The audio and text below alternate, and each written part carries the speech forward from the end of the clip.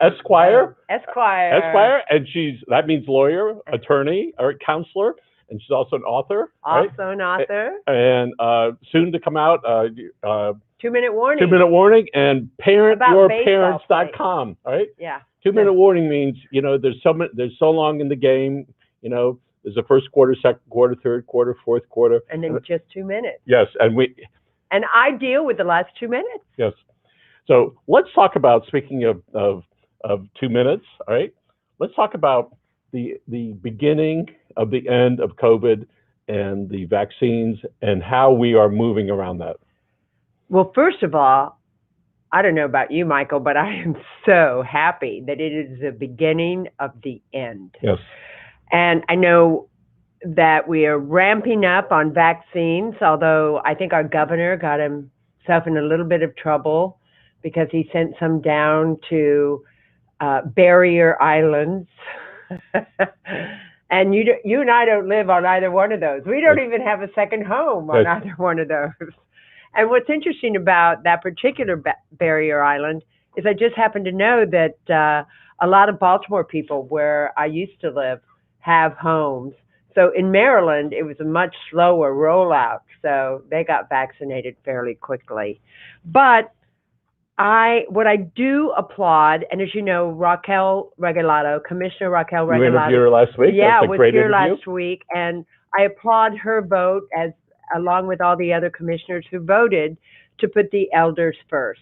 Because it was, as she explained, an elder's disease. I mean, they were the ones who were becoming sick and dying more rapidly, mainly because they live in such close quarters.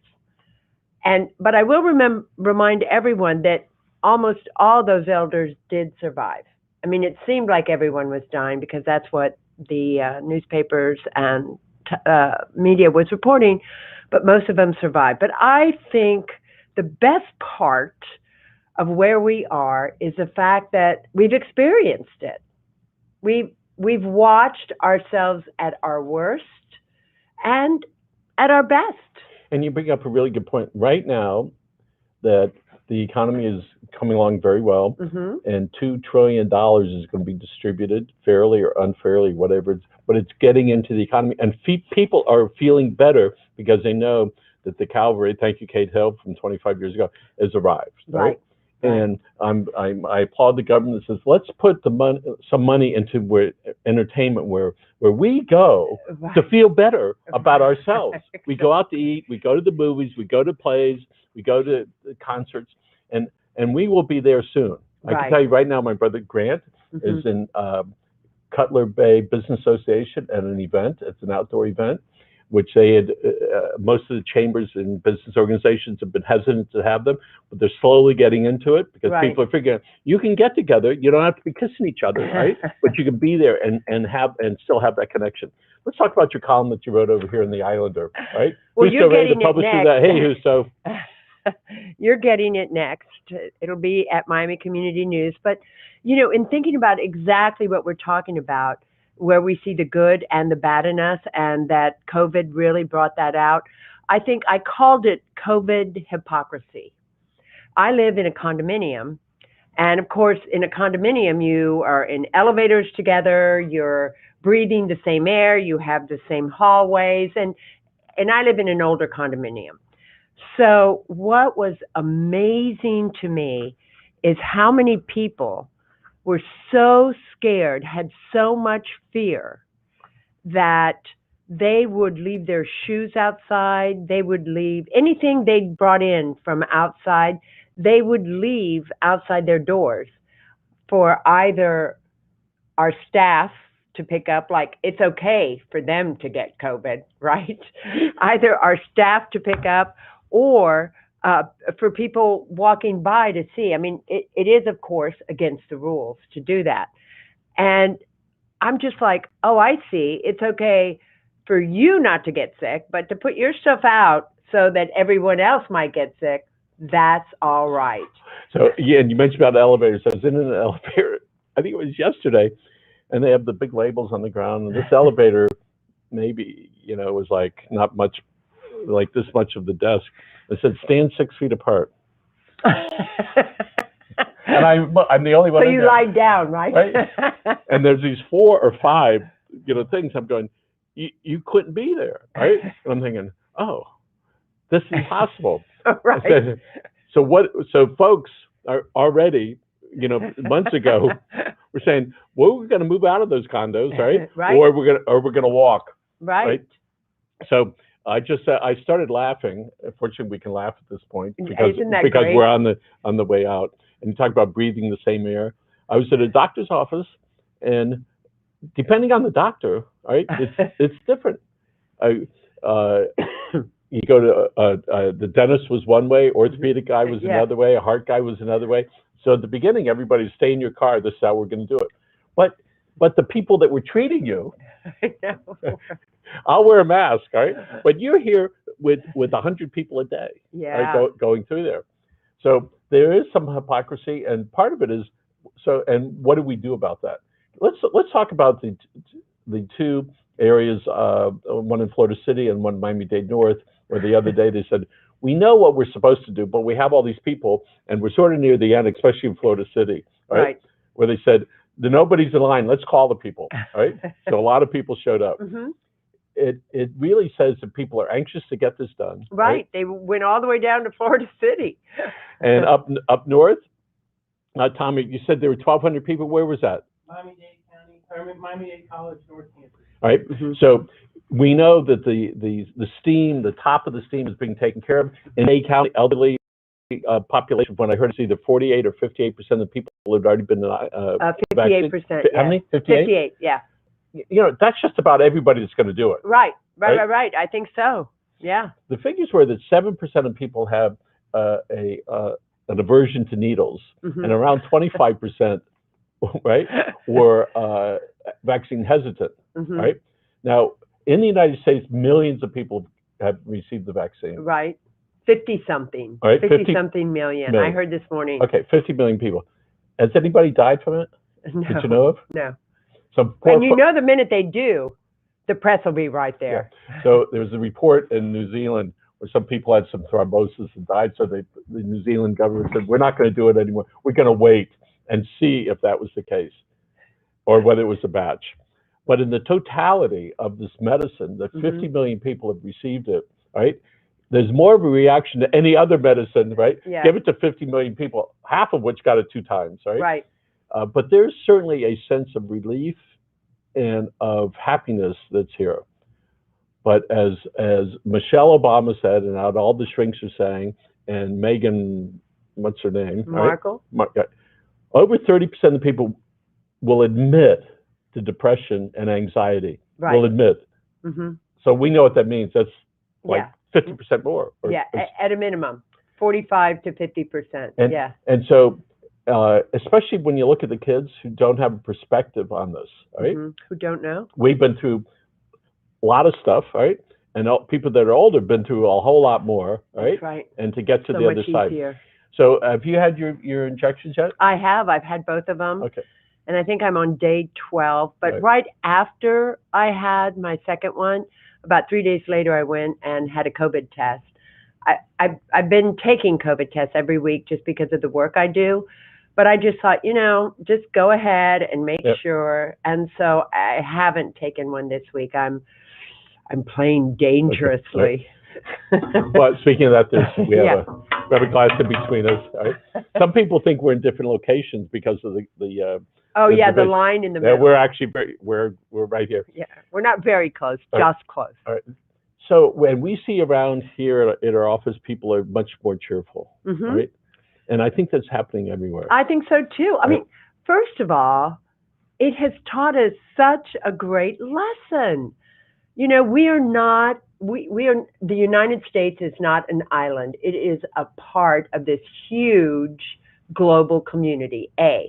So if the European community is going to get it, there's a very good chance we're going to get it. What's interesting is where COVID wasn't real big was in Africa, Lower Asia, because they're so used to disease. So they've just built up an immunity. And you talk about that we have this thing in common. And before, if geographically people would have things in common, hurricanes Right. or other water events or earthquakes. Typhoons. And so in this, the closest we got to something like this, if you will, forgive me, was like a Super Bowl heard all across the world, or part of it, you know. That's the closest we would get to some common theme at Right. the same time. Even when we were devastated down here by storms, right? People in Georgia didn't care, just Right. like if there's a storm up there. But this storm was right? everywhere. Right. Was everywhere, and everybody was treating it differently. And then there was all this polarization. I call it the PP, the political polarization. My hypocrisy, I will admit to, I just, because I'd lived in all these countries that didn't get it so badly because of all their immune systems, I really thought that I would not get it. So I was a little late to the party about reminding myself that other people did think they might get it, and I had to be careful about giving it to them just because I might be asymptomatic, and so I had to start owning that.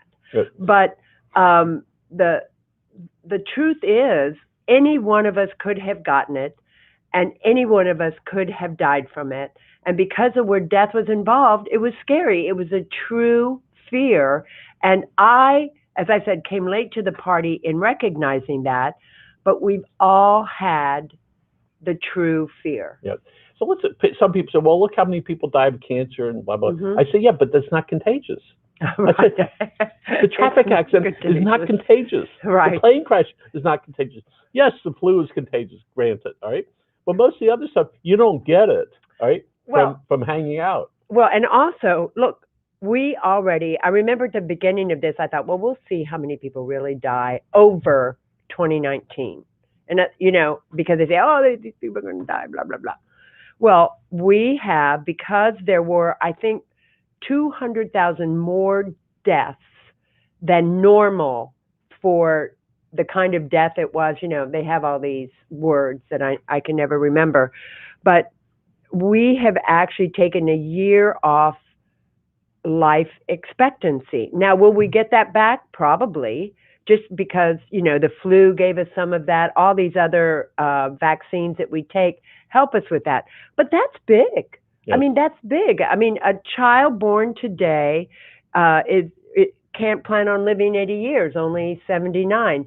And in the African-American community, it's even lower.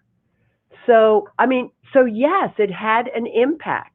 So here's what I've learned acutely is the disparity in our lives of the haves and have-nots and the people in the center, and how white privilege matters, and people of color have the same challenges. And then on top of it, the challenge of being a person of color, right?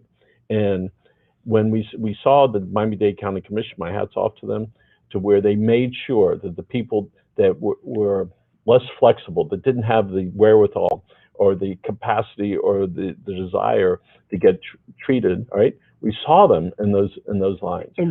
And we saw them getting frustrated, and we saw them being ignored, right? But people of means had a different process to do that. Right. And we see that, and not just means, but access. I mean, I received both my vaccines through Twitter. In other words, Jackson House said, oh, we have an opening. So I went in and signed up my husband and myself. And then I went there. The whole process took half an hour, the line included. And we joked. We had a great time for both vaccines. It just wasn't an issue. I saw one Black person in line. Yeah, one. And in 2 months, look at the difference. Before 2 months ago, people were frantic, and now you went in and it was a half an hour. A half an hour. And you did it. It wasn't privileged. You knew how to access the information, all right? But so many of the folks in Florida City and the elders themselves, they don't know how to use Twitter. I mean, they think Twitter is a noun that describes people like my mother who talk all the time. You know what That's not inheritable, is it? Tommy, what do you think? Well, yeah, no comments from Tommy. Speaking of that, this is plug time for Tommy Stitt, who does a Mainland's Marlin Man, he talks Yeah, about the he's Browns really every day. good. It's a Who great show. who was your guest yesterday, Tommy? Kelly Sacco Who is from Fox Sports Florida. A and woman. a woman? Speaking of that, perfect segue. By the way, she's a local. We just put out a special section in tribute Oh. to women that have made a difference in Miami-Dade County. All right, we have lots of women, all women in here, no men. So here's some of the people. We had, of course, our first woman mayor, Cava, Thelma Gibson. You know her. Oh, yeah. Nancy Batista Rodriguez from Baptist. Soraya Riviera Moya from Ronald McDonald House.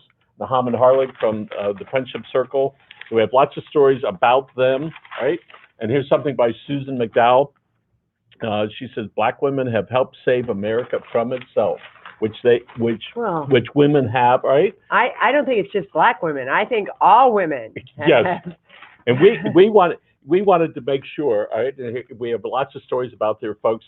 Carol Ann Taylor, thank you very much. Crystal Wager, I think, all right? I think I'm gonna. Felicia Hatcher, all right, and a couple other folks. Thank you very much for giving us the honor of interviewing you. And Susan McDowell, thank you so much for participating. And then also have Sharon Ritchie Brown, who's with University Credit Union. She has her PhD, by the way. Actually, a woman of color. All right. Ellen Book, who is a Rotarian president, and she's also booked.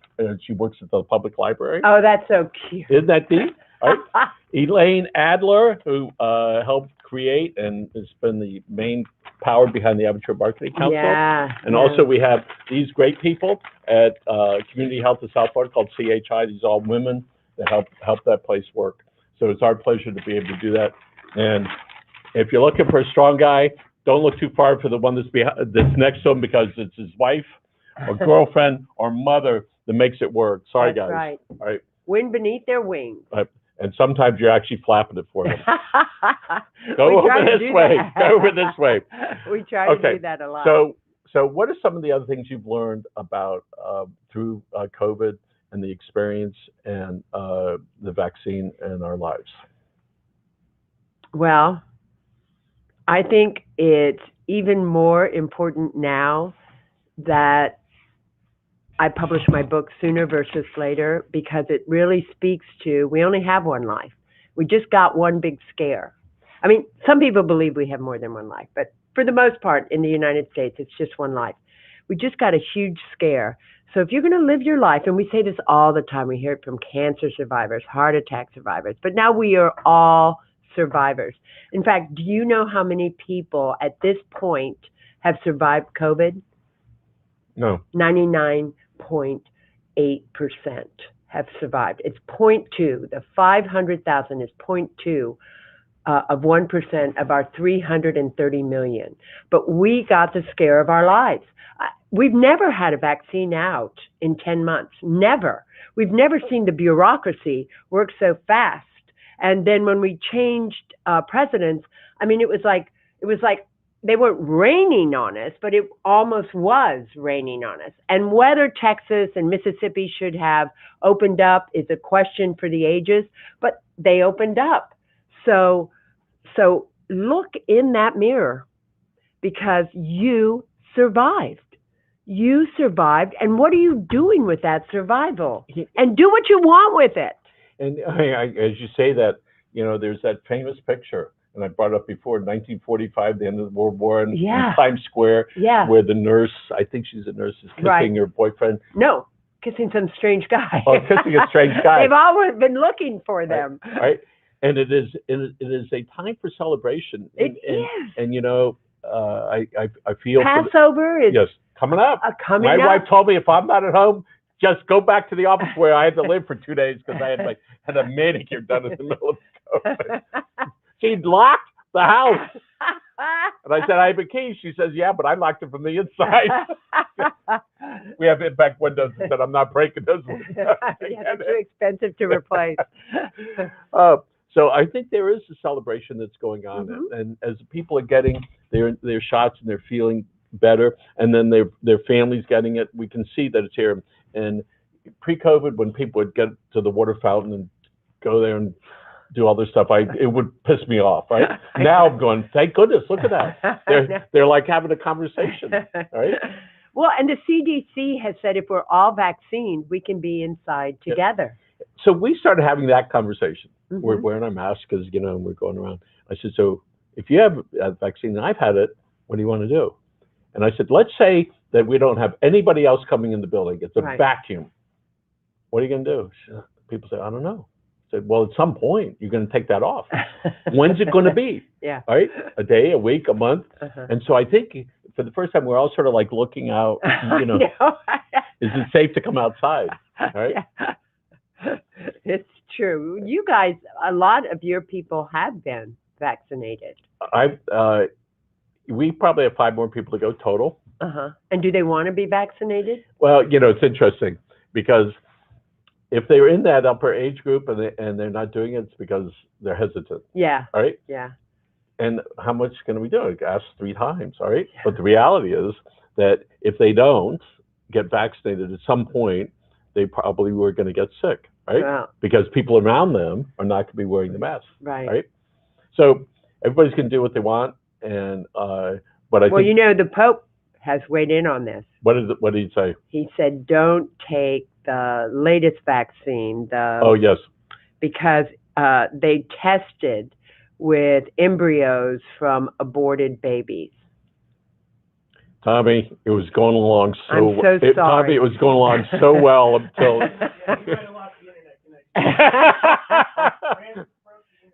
Again. So I'm just saying that they feel very strongly that Pfizer and Moderna are okay, but that puts another onus on good Roman Catholics, and I feel bad for them. I mean, you believe what you believe, whether I agree with it or not. I'm not here to judge what the Pope said. I'm just saying, if I were a devout Roman Catholic or Orthodox Jew or Muslim, and the hierarchy said something like that, all of a sudden now it adds another layer to how I have to treat me. Yes. Versus.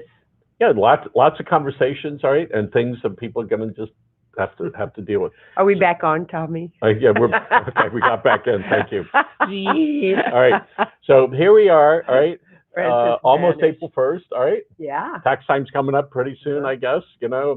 And I'm glad that the government's giving money to restaurants, entertainment things, where we're going to go out. We're going to feel good, about that. And I hope soon, maybe by fall, maybe the travel business will be specifically for us down here, the cruise lines, because it's all connected. The food, we have friends that are growers that provide food there, and then you have all that's connected there. I mean, it's just a long line. It's a through line that people don't even see of logistics. Yeah, and several 100,000 people, I don't know if it was a week or a month, come to Miami to go on those cruises. They're not coming here. They're not spending money on the Uber or in the taxi or having a drink or hotels, all right, or the car rentals, all right. So we hope sooner than later, all right, that starts getting going. We're going to be we're setting up with some high school students, opportunity for them to come in and talk about their experience of what it's been like and how they think they're going to deal with school for next year, right? We know that only about half the kids are actually at school, right? And by September, which, for us, it's tomorrow, just about, right? Yeah. Because we're already planning special things for the summer, right? Certainly by September, all the traffic is going to be back. I know. So we've had a little break, all right? I will miss that. Yes, and I see a lot of there's people from up north that are coming down here, swooping up the restaurants, buildings that have closed up. All right, we see the condo sales are back on. We have family members that are in real estate. Right, it's really hot. Right. And you live over. But John Martin's won't reopen. I know, sad. I don't know what I'm gonna do. Many years having your arm up on that bar. Yeah. Right. Oh, I'm so sad. I mean, when they said next Wednesday it's St. Patrick's Day, I was like, it's not St. Patrick's Day without John Martin. Okay. They don't serve beer, but you go to Frankie's and you could stand there and eat in the parking lot. Or Arbetter's Hot Dogs, a good friend over there. Dave Arbetter, send over some hot dogs all the way, baby. All right. So here we are. a new dawn is upon us, A right? new dawn. Yes. I'm excited. Yes. I'm excited. It's clear, right? Every day you can see it's a little bit better, a little bit better, a little bit better. We're welcoming back, we hope, some of our people that have been working at home. Right. Now it's been a year. Right. So it should be interesting to see how they decide whether they're going to continue, which is fine with us. They can continue to work at home, right? But the connection that they had here is a memory. The connection now is only digital, but people function digitally with coworkers all across the globe every day. Right. But I think as people, we want to be in groups. You got a group Well, we of need animals. that stimulation. Yes, birds, dogs, cats, nature, bees, ants. Yeah. That's what we do. Right. Yep. Well, I mean, Michael, it's during COVID that you and I even started this. I mean, you made it possible for people to get together during COVID. And I didn't get sick. You didn't get sick. And you've had lots and lots of people, you and Grant both. Yes.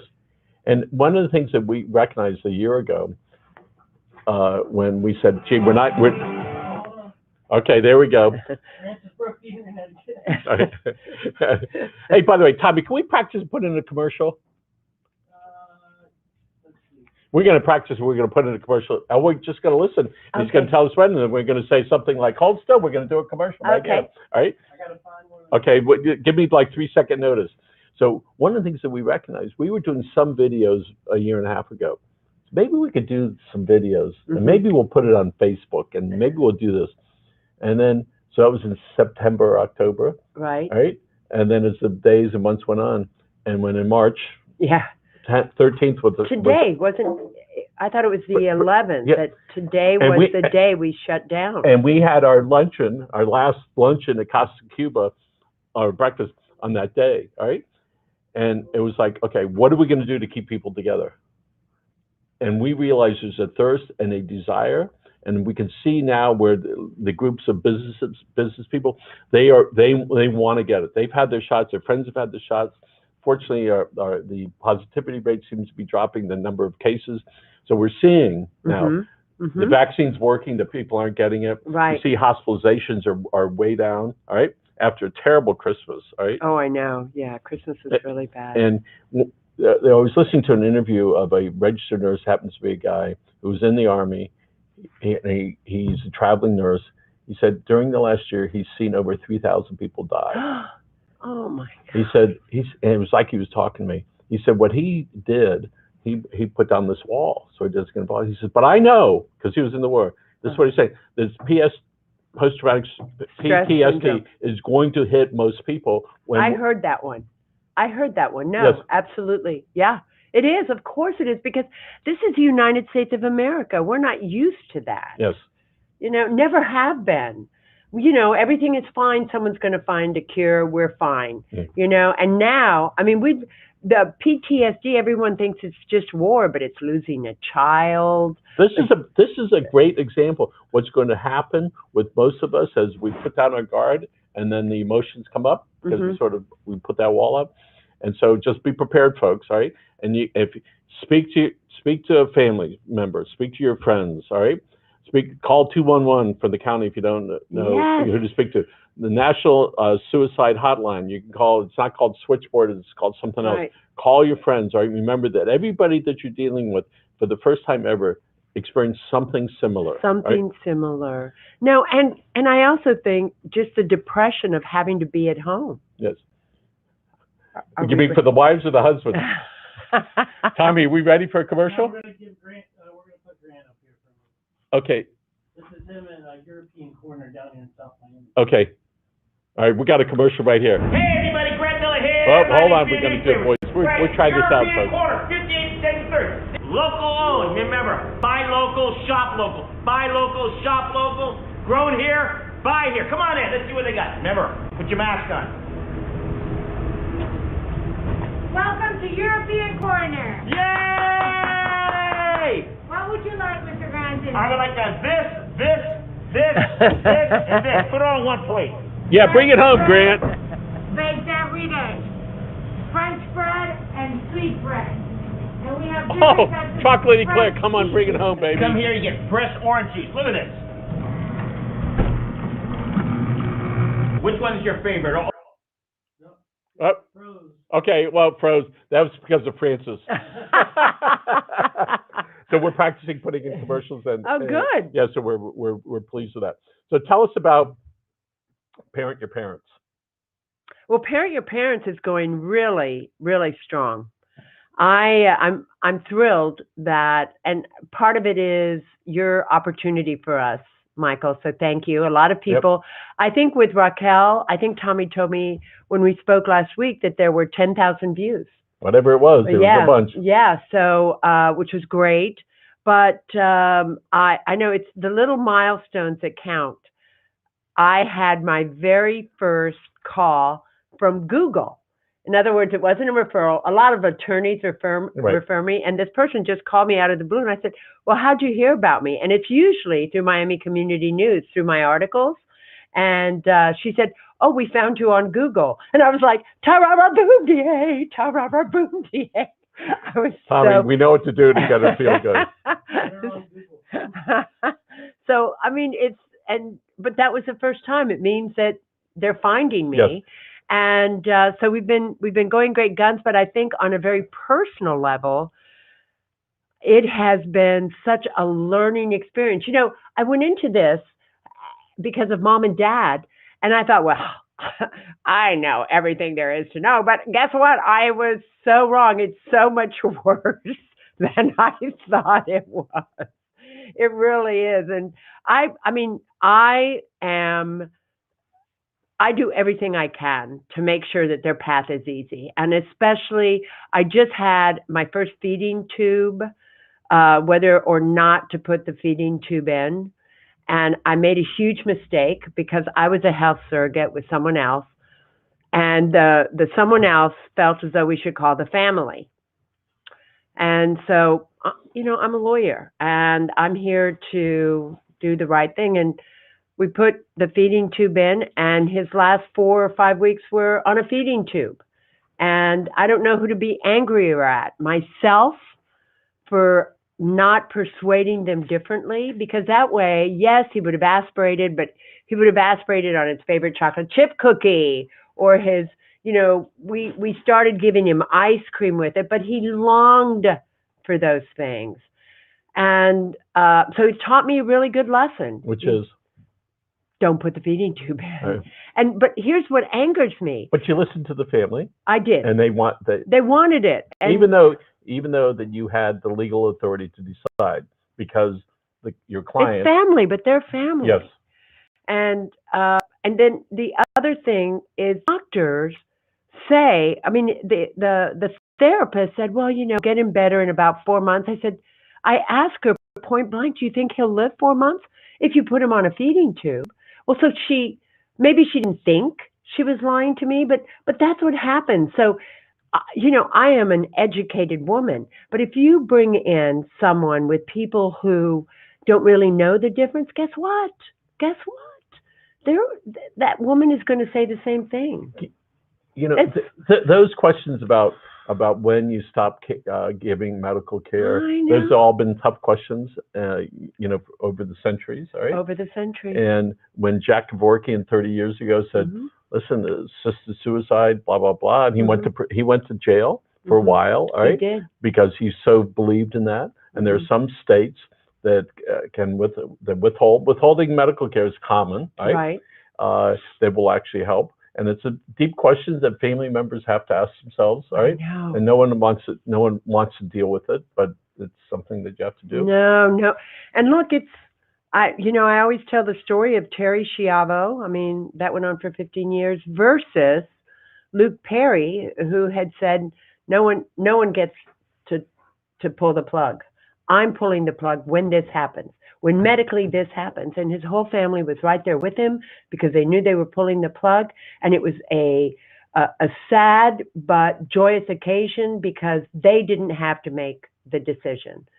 You know, in other words, it's like, it's up to me. I have made the decision. No one gets to say it. Then, and lots of healthcare givers do not want to have that conversation. No, my All right? gosh, no. Right. No. Besides, there could be all sorts of ramifications with Yeah, that. Right. yeah. And Well, they're scaredy pants. right. I mean, I had that conversation. No one likes that conversation. So years ago, when I was getting a lot of dental work, I said, "Oh, doc, another needle." He says, "Michael, you know, you do things in life that you don't like to do." I go, "Yeah." He says, "This is just another one of those things that you just got to do." I said, "You know what? You're right. Let's go and be done with this." All right. And I had all of this redone, so I understand that whole needle. okay, and so dental you bring work up a really good point. My question is for the dermatologists that are out there and the plastic surgeons. Do they think their business is going to skyrocket when people go in to get their hair transplants and their Botox and all the other stuff? What do you think? Well, you know what? What? I have an inside scoop on this. Come on. A lot of people use COVID to go get their hair plants done, facelifts. Listen, What does that mean?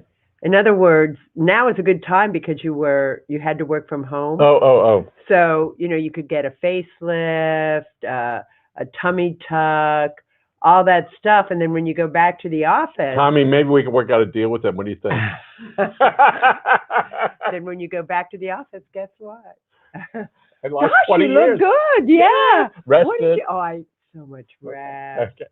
We have 3 minutes left. So Frances Reaves, tell us, let's wrap it up today. All right. And when are you going to be back, by the way? April 1st, darling. April 1st, okay. You and I are together again. Oh, my goodness Are gracious. we going to do a prank? You're going to do a prank?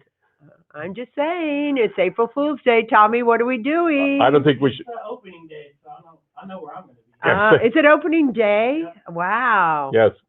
So are you going to be here still? I'm going to still be here. All right. I only get my sports news through Tommy. Sit right here. All right. Well, Tommy did really well during football season too. What were you overall? 14-4 during the 14-4 for the bowl games, for the college bowl games. Yeah.